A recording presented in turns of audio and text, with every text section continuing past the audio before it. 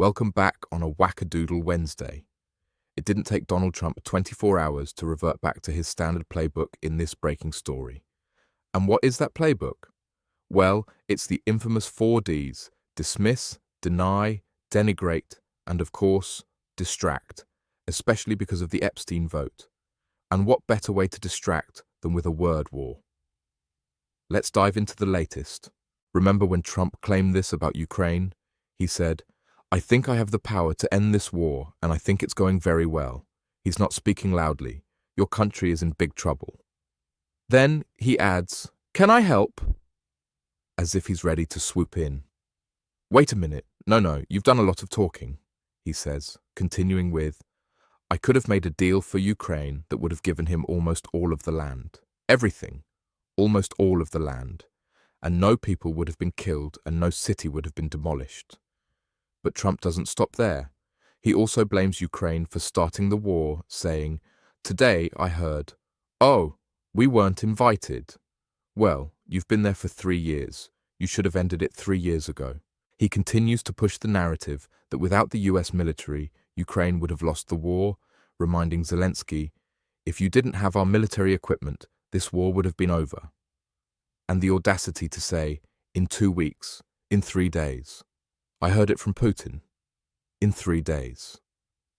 Yet, when Trump believes he can solve the war, it's not because he's speaking to Zelensky, but because he's talking to Putin. He's shifted Russia from pariah to partner in his eyes. This brings us to the current breaking news. Trump and Putin have once again dismissed Zelensky and ignored the rest of Europe. It's a move that mirrors the past, and this time, it's happening as the Epstein vote comes out. So what's the latest? Let's check this out. Breaking news.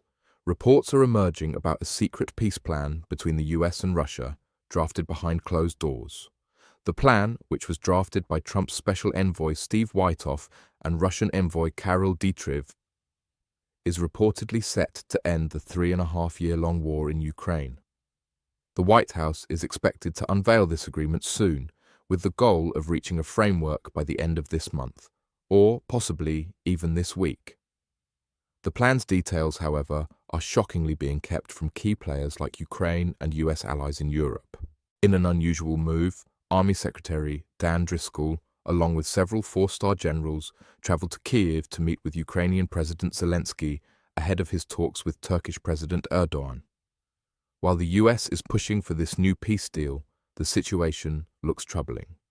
The plan seems to have no direct input from Ukraine or America's European allies, and questions remain about how to resolve the complex issues surrounding Russia's seizure of Ukrainian territory and the kidnapping of tens of thousands of Ukrainian children. According to White House officials, they are confident that an agreement will be reached. "What we are going to present is reasonable," one official said.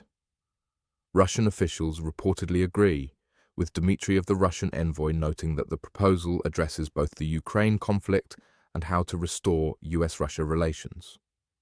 It's a broader framework about achieving lasting security in Europe, not just Ukraine. And when a reporter asked about Europe's involvement in the deal, a senior White House official bluntly dismissed the concern, saying, "We really don't care about the Europeans. It's about Ukraine accepting." This statement raises serious concerns about the direction of US foreign policy, as it completely ignores Europe's role in a conversation about Russian aggression. Now, here's where things get even more bizarre. This latest move comes on the heels of Donald Trump suing the BBC for $1 billion over a video edit. But no matter who you are as an American, or what your political views might be, how could anyone believe that excluding all of Europe from these talks is intelligent or wise foreign policy? How does this align with the art of the deal? It's all about distraction and hubris. Once again, we're watching Trump and his administration try to blow this up, but in the end, it might just be a lot of noise with nothing substantial happening. Stay tuned as this story continues to unfold, and don't forget to like and share the video.